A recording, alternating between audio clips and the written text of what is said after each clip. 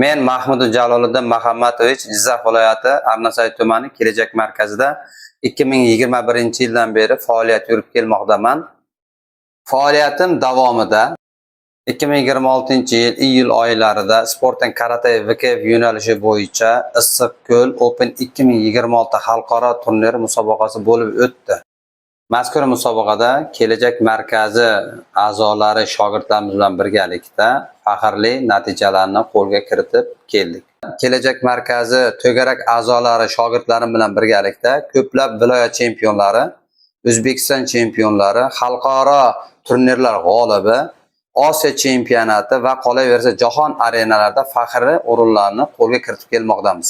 2025-yil Sporting ITKF yo'nalishi bo'yicha yilning eng yaxshi hakami unvoniga sazovor bo'ldim.